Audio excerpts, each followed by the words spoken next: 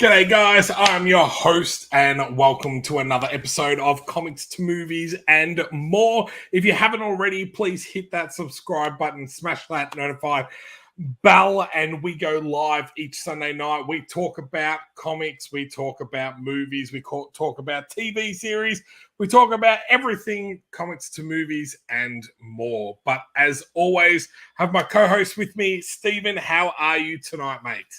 I'm good. Look, I'm counting down.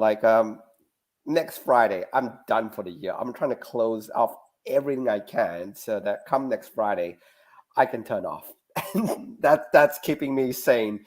I think Shaun in the same situation. Oh, when do you need all this stuff done by? How's before Christmas? Dude, you haven't even given me the spec yet, and you want it before Christmas. You realize you have 5 more days to do stuff. Oh, I'll send it to you maybe on next Thursday.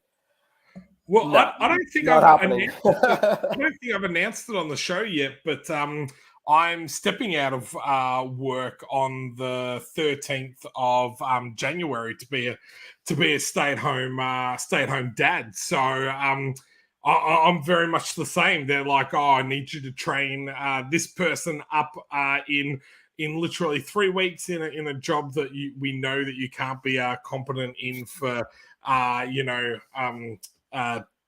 to 6 months, but please try your best. So it's been a little bit crazy. So, looking forward to Christmas and then looking forward to New Year. But today I actually had my Christmas with my family, so which has been fantastic. But you might hear my little girl in the background. She has become very, very talkative, and she has rolled over today for the first time. So that's amazing. She's partying in the next room. So poor Lizzie's trying to keep her as quiet as possible so she doesn't wake up Peaches. So look, she can be noisy. It's really that time of the year. It's festive. It's happy. All the parties are happening. Hi, Sassy Girl. And Mandeep, man, how we going? Yeah. On actually an interesting note, on Wordsmith, I've been packing like absolutely crazy. I've sent out. I've been showing Shaun the receipts. I mean, literally showing the receipts as I've been sending them through. I'm almost all done. One of the parcels which I'm tracking has reached its destination in Oman. I've never sent anything to Oman before, so I'm really excited. And I've never sent anything to Iceland before, so that's the 2 new countries I've never posted anything to. I've done Iceland. There you go, but I've never done Oman, so it's really exciting for me to see something. Actually, it just touched in Oman this morning. Actually, I got the notification through. So because I've been sending so many parcels every hour or so, because again, it goes all around the world, I get this ping, SMS ping, has left Australia, has cleared customs, has done.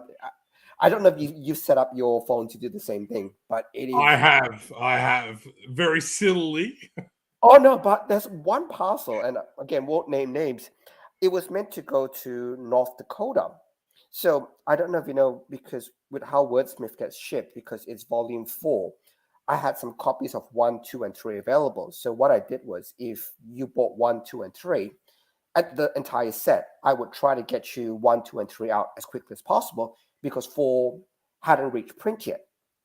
I'm trying to do the right thing by you guys. Send whatever I have in stock, I'll send out quickly. So I sent 1, 2, and 3 to this one guy, and he's going, I got 4, but I never got 1, 2, and 3. So I started tracking. It went to Texas when the guy's in North Dakota, and I checked all my records. I sent it to the right address and everything. And I was going, oh God, I'm really, really sorry. I'll chase it down. In the meantime, I'm sending you some brand new copies. I don't want you to wait anymore. I'm sending brand new copies. It's my problem. I'll chase down where it is. If you want to call your USPS, here's the phone number to call. But thank God that's only been 1 out of close to, I think, 200-300. So that's pretty good. That's a very good average. But the thing is, it's not all sent yet. I'm still waiting for someone to come back to go, No, never got it. It happens. And by the way, this is a quick aside. If something like that happens, please just reach out to, and I'll talk on behalf of Shaun as well. If you have something that goes wrong in shipping, there you go. Just reach back out to us, because there are times where we don't know, where the return to sender doesn't come through or the tracking is not quite correct. Just reach out. We'll fix it for you. It's not going to be a cost to you. In fact, I would probably send it even before it's fixed. I'll probably send a new copy before it's fixed, because we don't want you to not get something because of the post. That's not your problem. That's our problem to bear. Yeah, I've actually Yeah.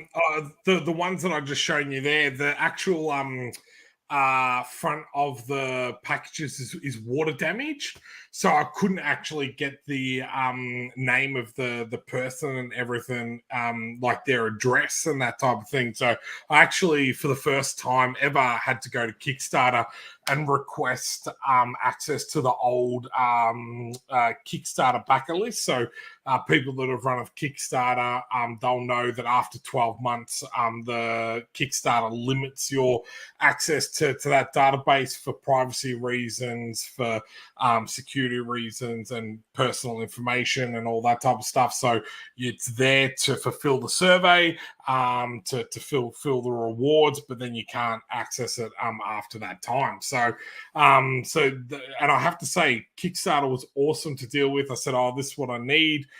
These are the details, the reason why I need to get these details. So they gave it access to me yesterday, which was literally within about 48 hours of me asking for that access. So I'm super excited about that. And I haven't seen Moira here yet, but I just got these shipped to me yesterday, which is Saturday here, which I was not expecting a delivery on Saturday. But we've got the very cool drawing covers for the 13th labor. Nice. And you can see that Moira is on the front there, and our good backer Andrew Dodge is on the front there as well. So I absolutely love these ones getting the cover drawn in, which is really cool. So that, I'm really happy, because I've only got those two to send out, and that's another campaign 100% finished. So and then quickly on a side note, with Aquila, we're just in the production phase at the moment for the print files, and then that'll be printed as soon as the printer is back after Christmas. So I'm super excited about that as well. Fantastic. We've got more highs in the chat. So yes. Hi to Sean. Look, and shout out to Sean, his stuff on Lisa Ray. I'm really glad you're working on issue 2. I've been seeing some of the artwork you've been posting. It looks great. Keep it up. If number 2 comes out, I'm going to back you anyway. I'll definitely back when number 2 comes out for you. I backed number 1. And Raz is our artist on night. So thanks for jumping in. Raz, how you going, man? Yep. Superstar. Is the work he's been doing.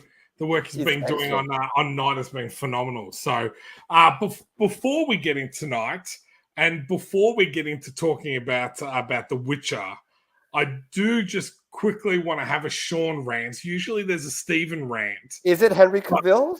I am going to be a Shaun rant about Henry Cavill. And I have to say, unfortunately, block your ears. I'm going to swear just once. But what the fuck is DC and Warner Brothers thinking? I seriously, I have absolutely no idea of what they're thinking. And for 2 reasons. 1, are you trying to build a new universe for new fans? Or 2, are you trying to keep existing fans and comic book fans interested in your universe? Because you have failed on absolutely both levels.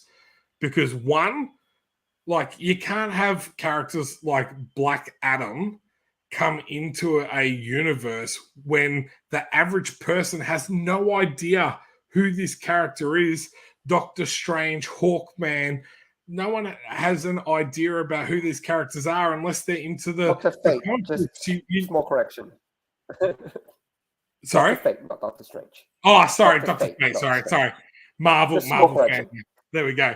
But I'm like, you can't have characters like that come in unless you actually introduce, their backstory, who they are, why we should care about them, all that type of stuff.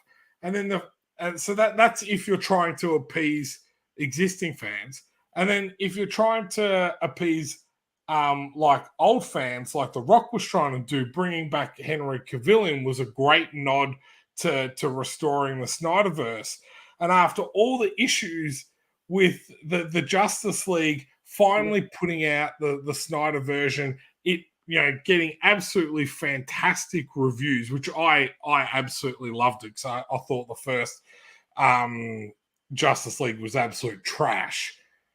And they go and fire Henry Cavill, and they're like, "Oh, we're going to do a young Superman," and I reckon they're in disarray over there. I have no idea what they are trying to do, and I think they have no faith in anyone. You're going to have hits and misses. You're going to have hits and misses. You're going to have some movies that do well and some movies that don't do well. But you need to be able to trust in the direction of whoever's leading it to be able to do it. And if that, like clearly was Zack Snyder because he had a great vision. But and I'm a fan of James Gunn. I'm not bashing James Gunn, but I just feel like coming in and the first thing you do is sack Henry Cavill and then try and backtrack with a little tweet saying, oh, we're leaving the door open. It's just the movie that we're going to focus on is going to be a young one. I'm like, man, have you not learned anything?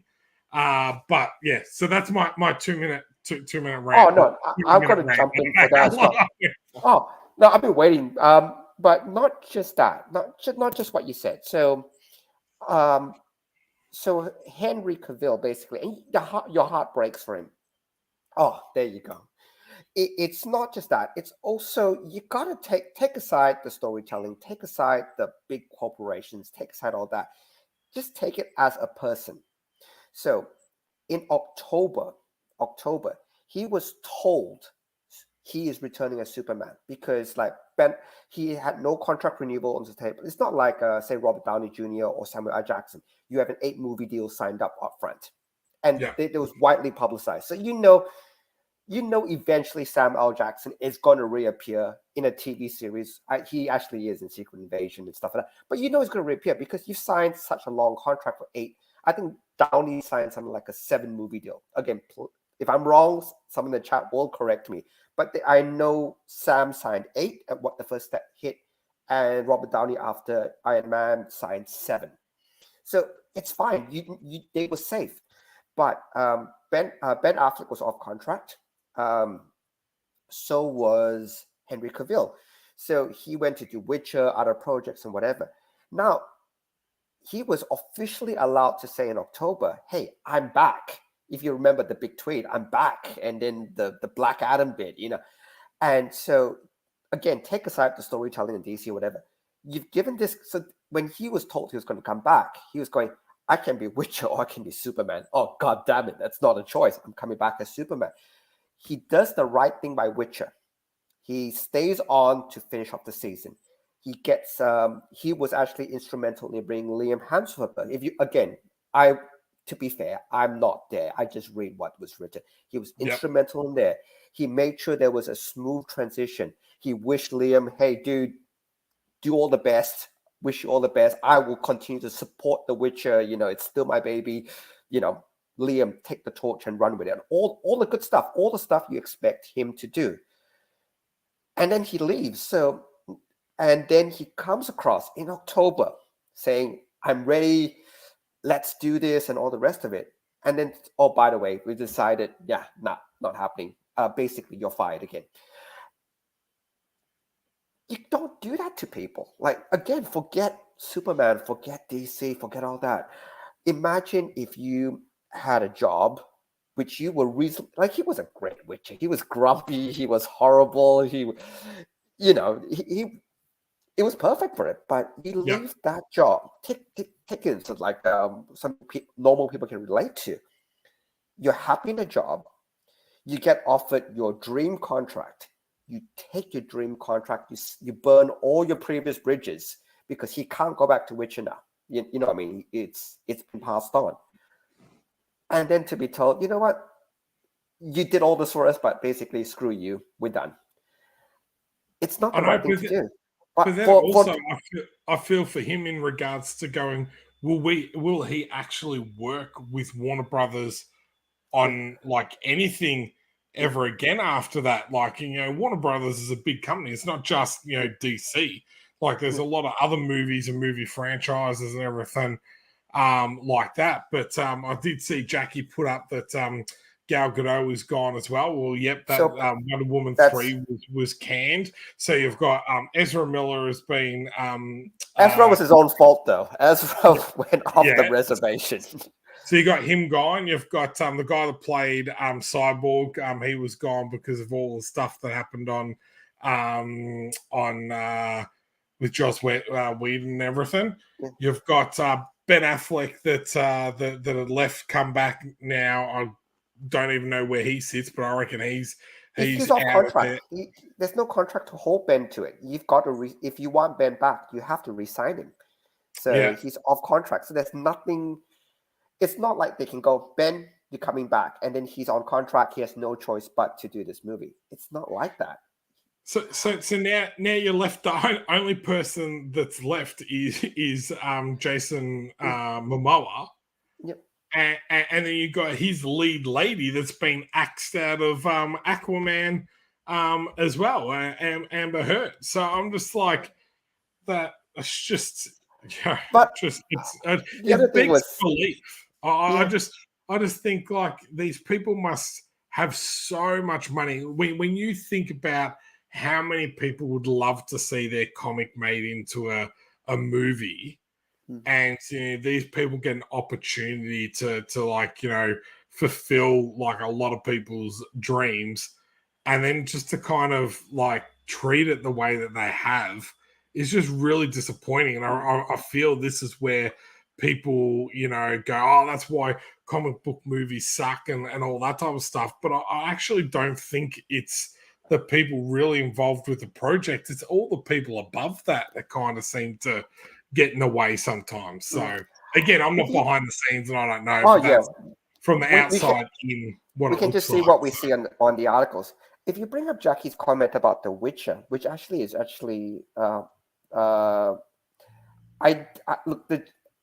it was a lot better than the Whedon cut. But if you bring up Jackie's comment, so, and again, this is something, behind, we don't know because we're not behind the scenes. But one of the comments from Henry was basically, and Henry is a huge Witcher fan, so he reads the source material, he plays the damn games, and he was actually saying is that the writers didn't enjoy the source material. And there was a lot of those comments. But saying that though, I think he still brought a gravitas to that role, even though the source, like the writing wasn't as strong. It didn't matter. Like he fit the role so well, and I think he would have continued on the role because he would have gone up. Gerald would have said, "Dad, come on, guys,"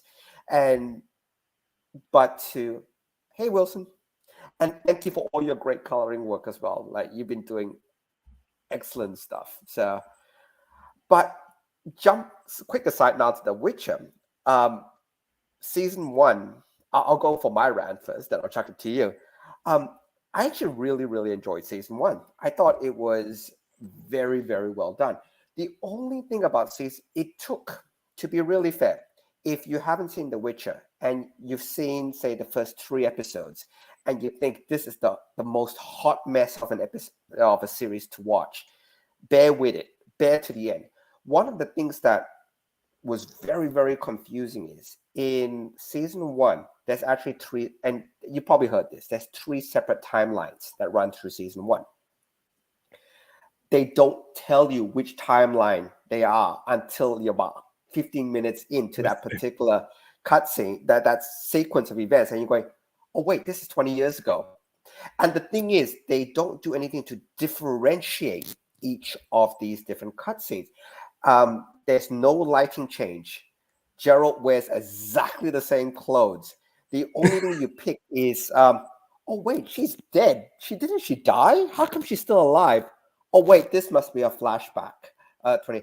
And what I was thinking is, if they had tied that portion slightly better, and I always take it that you don't need to spoon feed your audience, but if you confuse your audience, you haven't done a good job. You don't have to go, this person is evil, this one is good, this one is the one who's going to backstab. You don't have to spoon feed all of that through, but you have to do the basics of, hey, this one happens 20 years ago.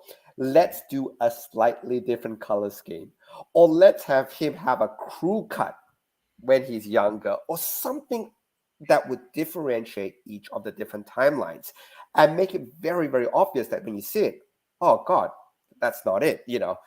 That's not 20 years ago. We're back to the present. And when they jump sequences as well, it was very jarring because you're going, wait a minute, didn't you just try to kill this guy and now you're best friends again? And but if you do stay to it, I do like how all the plot lines interweave, they intersect. It was brilliant that way. And I think I've mentioned a few times, I love Henry Cavill in this. He's grumpy, he is horrible. Most of the stuff is I loved it. You could do the whole movie just and that's the movie. And Jessica the Bard. Oh man, I loved him as the foil to his Gerard because it's brilliant. You've got this guy who talks way too much, and so he's talking and it's like, just shut up, or I'll kill you. And it's brilliant. I love that interplay. That's my 2 seconds. What do you think? For first off, that I didn't actually realize The Witcher was off a book series. I'd heard of the games, but I'd never knew about the book series. So I haven't read the books, but I hear that they're absolutely fantastic. So I kind of was just didn't know much about it going into it. So I 100% agree with you that with those first few episodes, I kind of was like, well, what's going on? Like I worked it out, but it was like a little bit confusing. But for me, like I've pretty much loved anything Henry Cavill has been in. Like I was one of the first people that I shouldn't say one of the first people, but I really enjoyed him all the way back when he was on the Tudors. So he was the king's best friend on the Tudors, and I just thought he was one of the best actors on that series. And then he's kind of come through and done some movies, and then did Superman and got really big, and then did The Man from U.N.C.L.E. and all the Mission Impossible and all the other ones. So I watched it more for kind of him, and then the fantasy element. So I was like, oh, this is kind of a cool concept. But I'm like all in now. I absolutely love The Witcher, and the reason why I picked this image is I've actually watched the animated movie that they put on Netflix. I haven't seen that one yet. So I won't speak anything about it. But the one thing I did want to say is that this is what I love about universes and world building in regards to going, okay, we don't have to use the same medium to tell a story. And also, how do we put out more content, quite quickly? And I think this is one thing that the Disney has started to cotton on to in regards to like Star Wars and some of their other Marvel stuff. It's like a Christmas special, like the Guardians of the Galaxy Christmas special. It's about doing, some shorts like the Star Wars Jedi Tales ones. And, with Netflix, they've started to do a similar thing. They've got an animated movie on The Witcher. They've now got like a prequel series that is coming out. And then things that people can enjoy and watch in between seasons, especially if, like, people are still binging and everything when they're watching these series. So that's one thing that I wanted to say that I absolutely love. The first season I thought was phenomenal, and then I was lucky enough to actually be on a live Zoom call with Henry Cavill when the second season came out. We got to watch the first episode and ask a couple of questions, which was absolutely phenomenal as well, and that was through Netflix. So but if you haven't seen it, I would definitely recommend people give it a go, but I do want people to give it a go after like the fourth or fifth episode. So please get through those first 3 episodes and then continue on. So I think people that like Lord of the Rings, that like Priest, those type of movies or TV shows will absolutely love this. So, and I have got Witcher 3 now on my Xbox X, so I'm gonna have a crack at that when I get a chance as well. So I am looking forward though for say Witcher, and what I really do like about season 1, it actually still incorporated a lot of the Monster of the Week episode ideas. So there were a lot of episodes where where it was just, here's a monster, there is nothing else linking all the timelines or whatever. He's just going to kill this monster, and with Witcher, and again, not spoiling your plots, the really cool thing about it, half the time the monster is not the monster, it's the human that's the monster, and sometimes the monster really is the monster. And if you play a lot of the games, when you do the side quests, and I played a little bit, the side quests are actually really, really interesting, a lot of the side quests, because it does bring up a lot of those moral, ethical questions. You know what?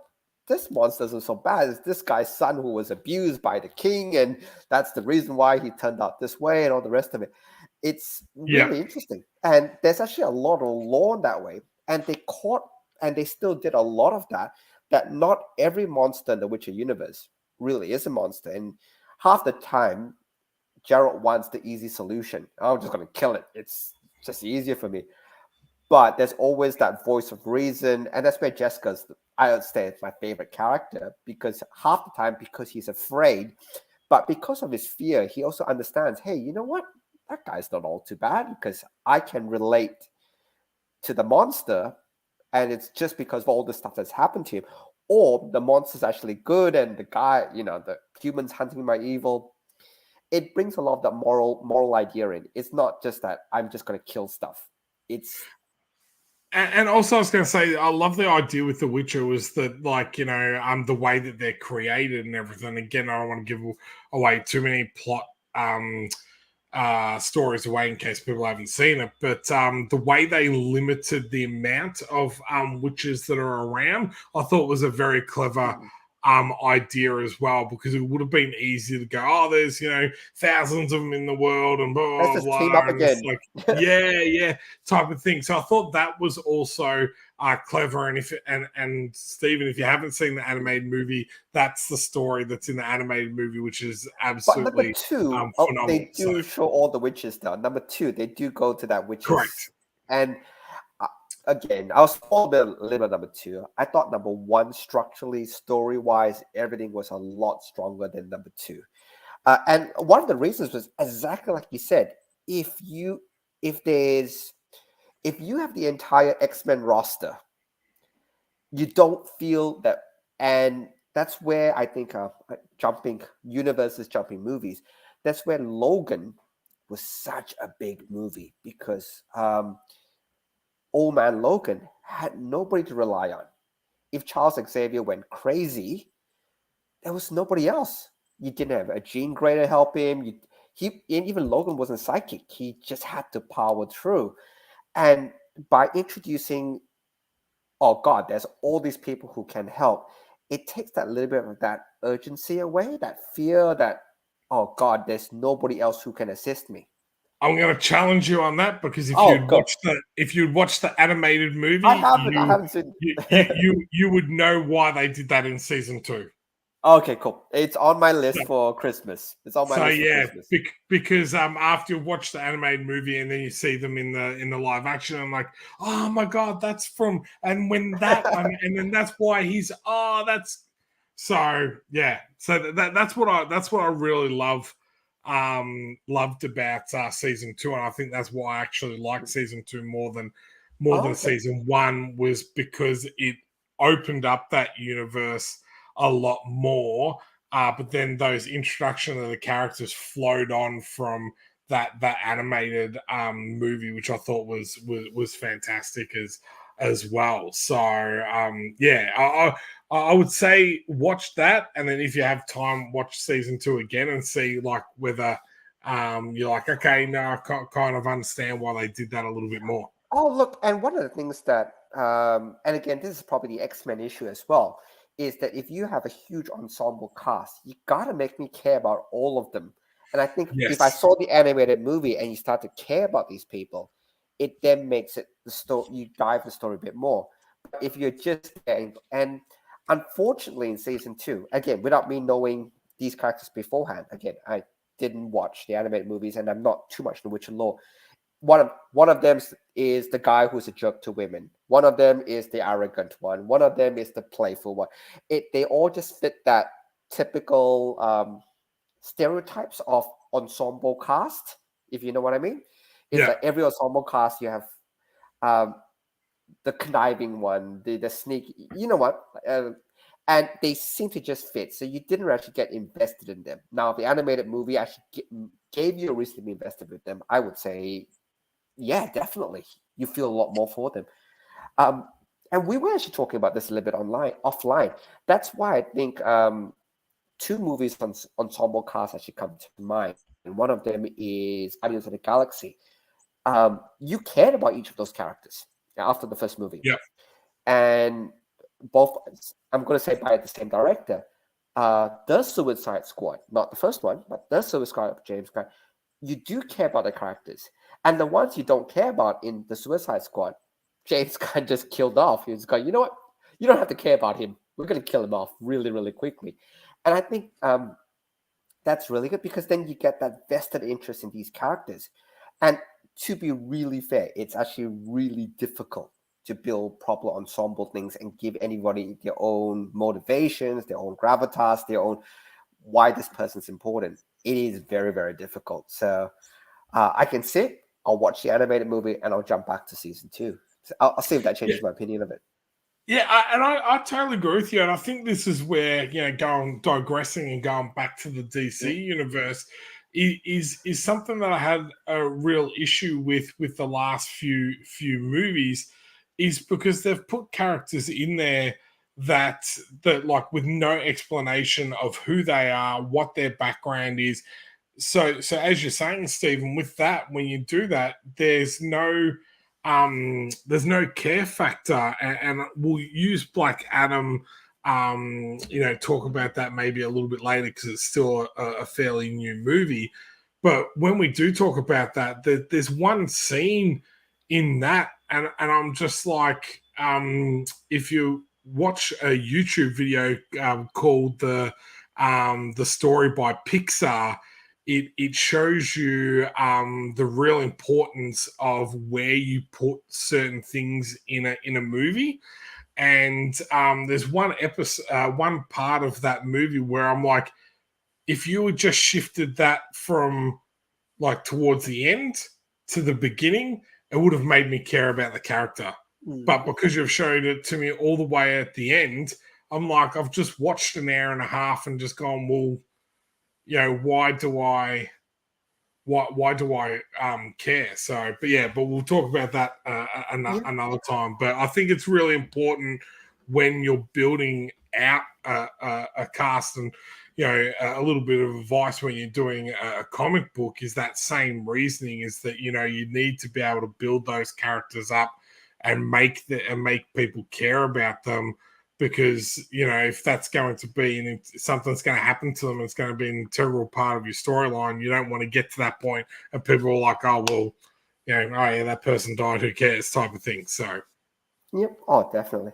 And it's also the when again, if you're going to kill a character, and writer's tip here, if you want to kill a character and actually have the character, people feel for that particular character's death, there's actually two really easy things you can do.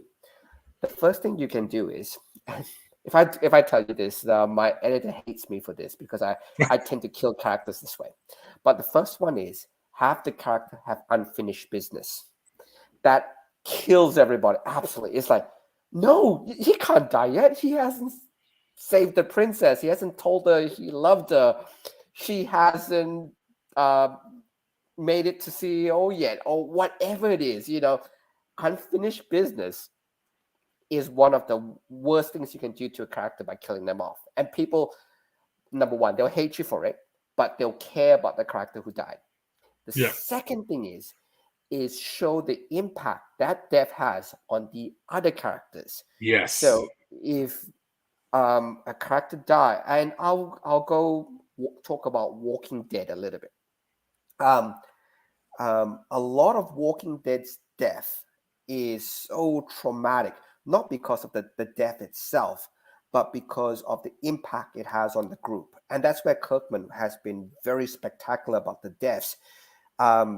Because whenever a character dies, and it's a major character, I know you've read all the Walking Dead, so have I, and I loved it.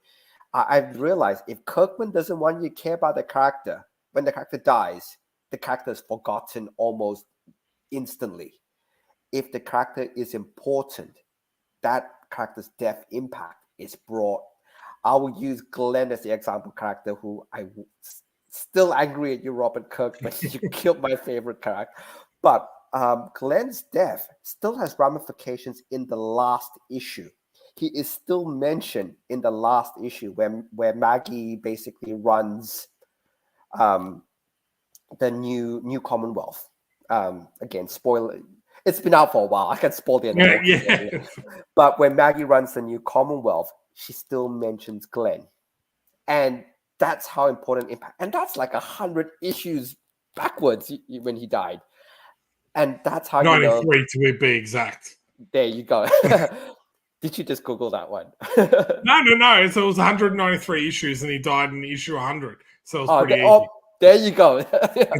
Actually, I should have thought about that. The math is goddamn easy. But you know what I mean? 93 issues later, and you still fought for Glenn's death. And that's where deaths are impactful. And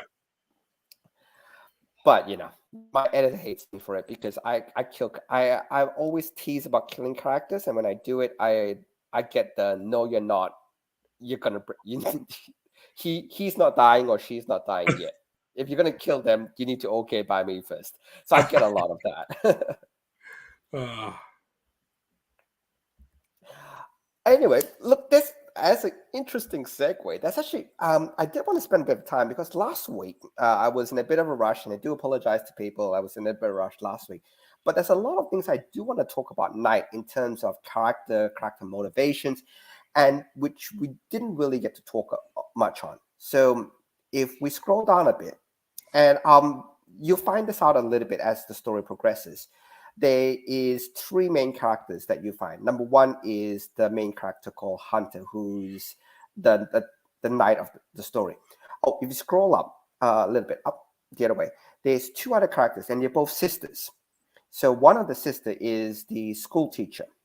So she basically teaches and all the rest of it.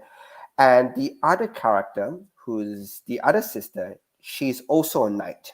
So she hunts and all the rest of it. But what you find, and what we had a lot of fun with writing these two sisters, is the dynamic between the two of them. So the main dynamic would be is you would think that the one who's the hunter, she's braver, she's the one who's more together and all the rest of it. But I actually basically flipped that whole relationship, which I really thought actually made a lot of the interactions, especially interactions with Hunter, the main knight, very, very exciting. Because, for example, and I won't spoil it too much here, but she gets injured, and you can see in the initial few pages, she gets injured when she's fighting a bad creature. When she gets back to town, she kind of just brushes it off. You know what? It's part of the job. I'm fine. But the sister, who's the school teacher, basically just lays into Hunter, going, you know what? Why the hell aren't you doing your job? Why the hell don't you care? And I thought that I love that dynamic where the one who's hurt is the one who should be angry, but the one who's not hurt is the one who's basically being the, using the modern meme term, being the Karen. How dare you don't protect my sister? I just saved your damn sister. Well, not good enough. And so as the story develops, and this is why I do like talking character pieces, is a lot of the stories, and this is where even going a bit to Terra Olympus, and we have a little bit of Terra Olympus news, which we'll share at the end of this. I love characters and how they interact with other characters. And Terra Olympus, and in terms of a graphic novel, is a very ensemble cast as well. So you're talking about each character having really, really different relationships with other character. And that's actually, again, jumping back to The Walking Dead. That's why The Walking Dead worked so goddamn well. To be really fair, I've had this chat with you before, Shaun. The zombies are inconsequential. To be really fair, it could have been a plague. It could have been, flesh-eating They're just virus. background noise. That's all they are. They're background noise. They're a plot device. They're not actually, characters in the series type of thing. And it's all those character interactions and the deaths. That's why they're so impactful, that make it worthwhile. So, does every character survive in night? I'll spoil a little bit. No, not every character will survive, and I need some permission, but I'm planning to kill off a few of them. But I'll ask Shaun's permission first before I start killing. But the main thing would be is I want that if somebody dies, that you care about that person dying, and you care about what happens, and you can kind of see here, like, that's why I think I'm always talk about stories, because I really, really enjoyed writing this in terms of how it develops. And I really hope you guys do as well, because it's slightly different from Terra Olympus, because this one's much more the horror piece, which means there is a small expectation that people will die. And I know I'm being a bit morbid here, but you can't have horror if nobody dies. You cannot have horror if the stakes don't get raised. And it just becomes a thriller. Yeah, so Shaun, I don't know who you really like in the story so far, but yeah, they're not going to make it all. Not all of them are going to make it to the end. I've got some eyes on a few of them who are not going to make it. Like Rick, to be really fair, Rick Grimes didn't make it to the end of Walking Dead. Spoiler alert. But he didn't make it to the end. But I think sometimes the most impactful stories are that the hero doesn't always make it to the end, but it's those around him. Like, it was the greater good that he was able to kind of put out there. And I feel like Night's very similar in regards to, these people do a higher duty, a higher calling to protect, the universe or the civilization that they know, type of thing. So as cool and badass as they are, they're almost like also a dispensable churn through people type of any type of police force or that type of stuff. So it's quite a good story to sink your teeth into in regards to, especially here in Australia. We had a couple of police officers lose their lives earlier this week, and showing like that these people put their lives on the line to save other people, and sometimes they pay the highest cost for that, and reflecting that in stories and those type of things is really I feel like impactful and just showing like a little bit of gratitude towards the people that do this type of stuff day in and day out. So I love this story. I think the artwork is phenomenal. It really leans into that horror aspect, and I'm super excited to kind of get this in as many hands as possible, as quickly as possible. Yep. The other thing is, and I'll give props up to Wilson for this, is the coloring in this is, and I know Wilson has started on the coloring of the next 15-20 pages, but the coloring is so important because it starts, the issue 1 basically covers about 4 or 5 hours, and everything is basically real timed. So the first sequence that you've seen all happens at nighttime. I mean, just before, the sun rises. It then leads into sunrise. And then the next sequence will be sunset. And then it'll be back to darkness again. So, and again, because in this world there is very little daylight, that whole sequence actually runs through really tightly. And I love it. I love that. And this is what, again, why I actually mentioned that part of Witcher, where the timelines are a bit skewy, is that we're going to use color in all this to really differentiate the timelines really well. Because I did want to share one thing, then we can jump back to the campaign. Because, like I said, we only do it for this stream. Let me just go present, share screen. More artwork as they're coming through. So this is more artwork. And I love it. So you can kind of see here, again, I'm providing all this without context. So I'm not going to spoil any stories here for you.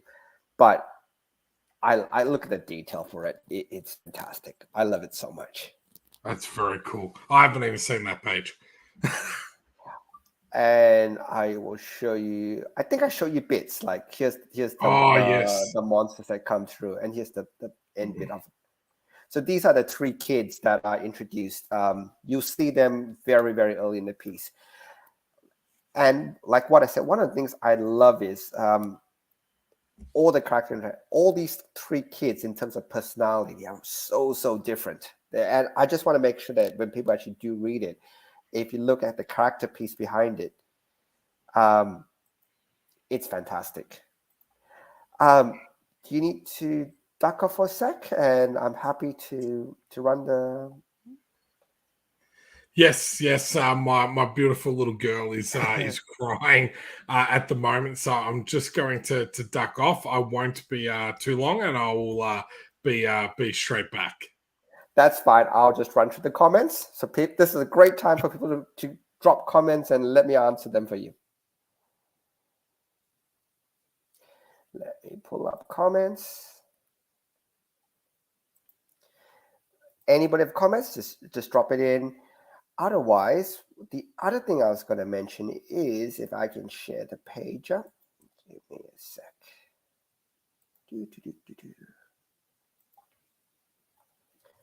Just bear with me until Shaun comes back to share the page. So as the main thing with Night is as well, and the links in the comments to the side, please do check it out. I've really had a fun time creating the story, working both with Martin and Shaun to make sure it's as exciting as possible.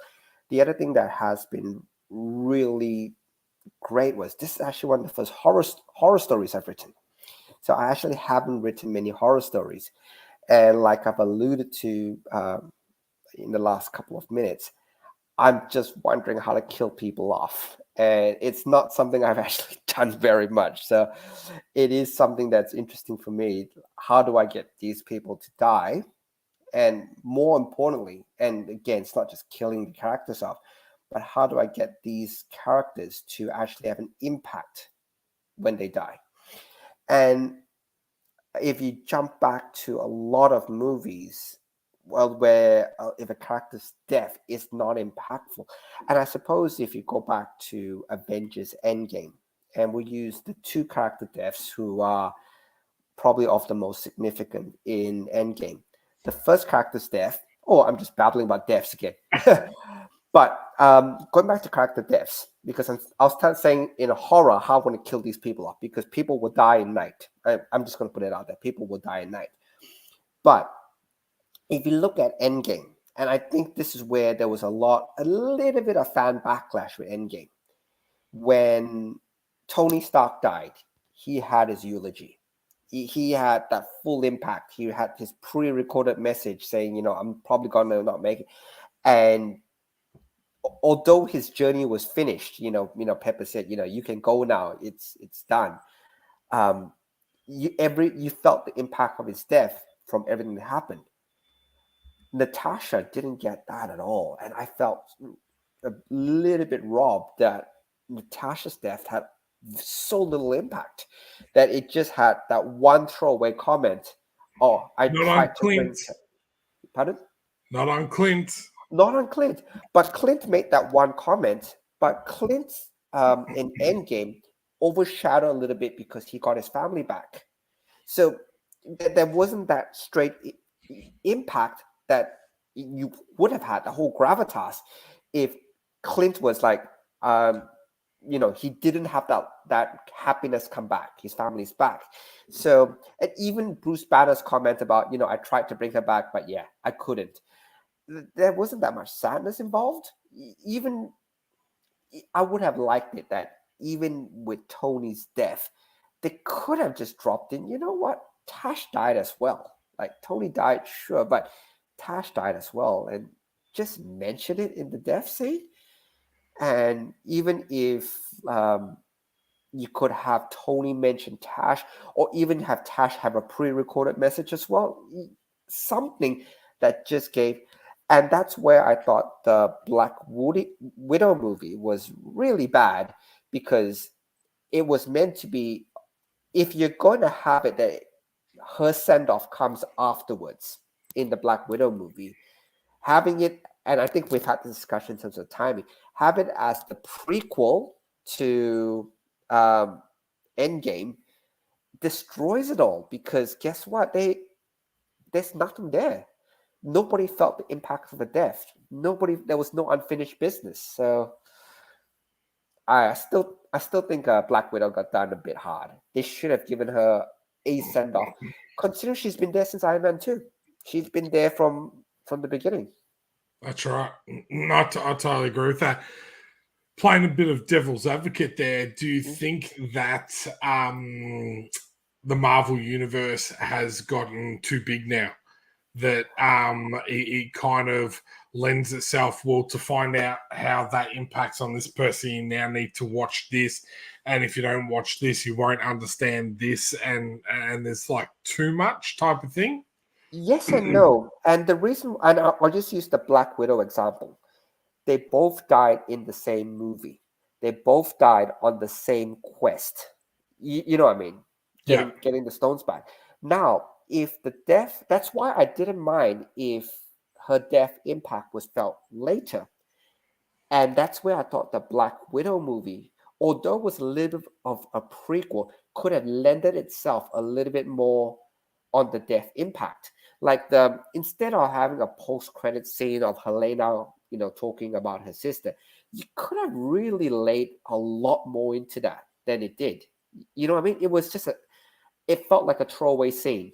At the end of or here's my jacket. You know what I mean? You could have actually jumped back a bit. You could have you could have tweaked it a bit, the Black Widow movie, so that it was the eulogy for Natasha Romanoff.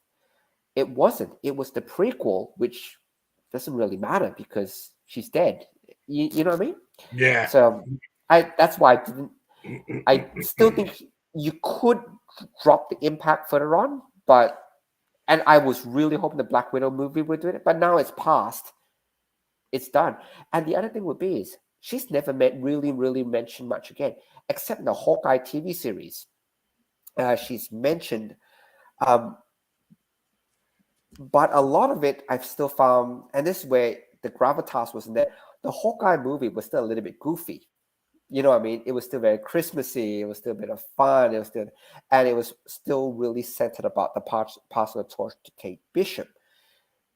That her death, again, it was used as a plot device more than anything else. Like, oh, that's why Helena's doing what she's doing.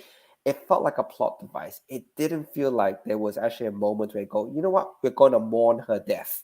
There wasn't that. And that's where I think Hawkeye, the TV series, jumping back to the previous point, absolutely missed that send-off that Natasha needed. It wasn't the send-off she needed. It should have come to the Black Widow movie. Like, you know, the first episode of Hawkeye should have been a whole episode on him as the Ronin, setting up the rest of the series. Because literally, you're worried about what he did in like a 2-minute scene in Endgame. Like, you know, and again, this is where I feel like some people that are so close to the source material forget that some people haven't read the comics and don't know everything, and it's really lazy storytelling. You know, again, you don't need to spell everything out, but you need to at least, you know, give people an understanding of, well, like, you know, oh yeah, he killed some Yakuzas, like that's it, but like that had nothing to do with New York and all of this type of stuff, you know?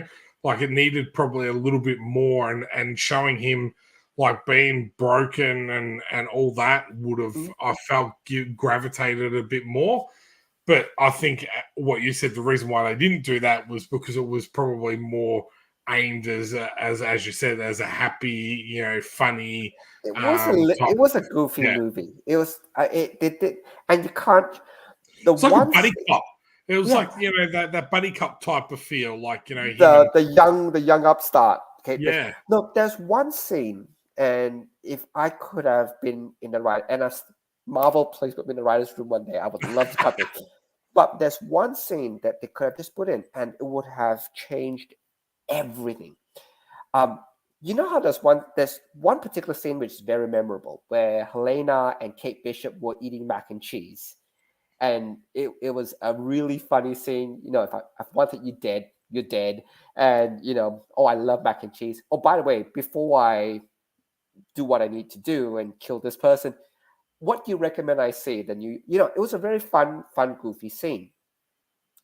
They should have done that equivalent towards the end, where either it's Clint and Helena, or even Helena and Kate Bishop, where maybe they drink hot chocolate or something, and where they talk about Natasha, and they talk about what she real. Because the thing is, they had that big dramatic, she was my sister. But when you do it when an arrow's about to kill you, or the life's in the line, it's not the same impact. If you actually had it as a softer scene, where it's like, Hawkeye, or, let me buy you a hot chocolate. And they sit there, they have a hot chocolate, they have a talk, and it's like. And it's not just a scene where it's like she wouldn't have wanted you to do this, don't kill her. It's one of those scenes where they actually just reminisce. You know what? Yeah. She wore that jacket of hers was so horrible.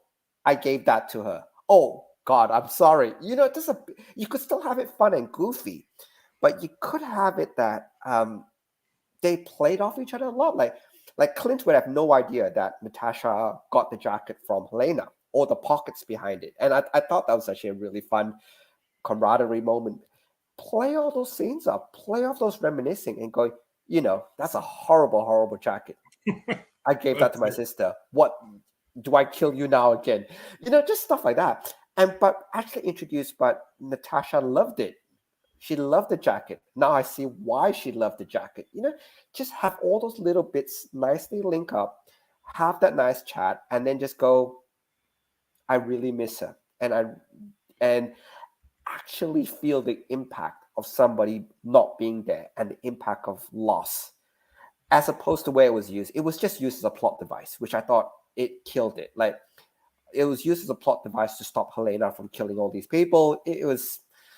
I would have liked it to seem not as a plot device, but actually as character development. And that would have made my Hawkeye if they just had included a 10-minute thing. They did it for the damn mac and cheese scene, which had no impact. It was just a fun, goofy scene, but that had really no impact to anything else, the characters. And actually have a scene which has character development. That's all I wanted. But Marvel, please, not criticism. I would love to be here in this room one day, so I'm always free. Now that we've actually hit the 11 o'clock mark, I know we've jumped around, and it is probably going to be the last stream of the year. We'll see whether Sean's wants it, because it is going to be Christmas Day next Sunday. So I'm going to call it that's not happening. But I probably will not be in a condition. That's why I'm calling it now. Look, everybody, thank you so much to people who are still in the chat.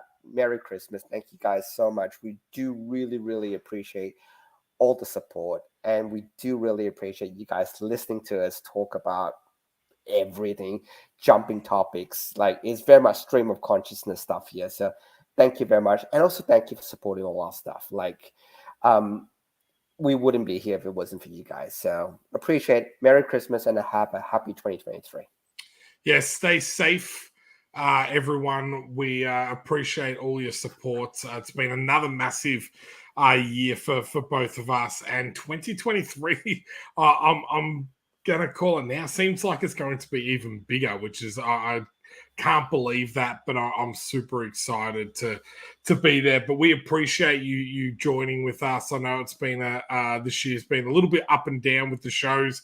That's what happens when you have a newborn child. But with her getting into a more of a regular schedule, we will get back into a more of a regular schedule, and we look forward to bringing you guys more content. More comics, and maybe some other things other than comics and these little videos. So we're super excited. It's going to be a massive year for XCT. I cannot wait until I can explode onto this stream with some information around what's been going on with XCT, and yeah, it's going to be big. It's going to be absolutely big. So thanks again. Thanks for joining us. And again, if you haven't already, please make sure you subscribe, smash that notify bell, and we will see you all again in 2023. Peace, guys.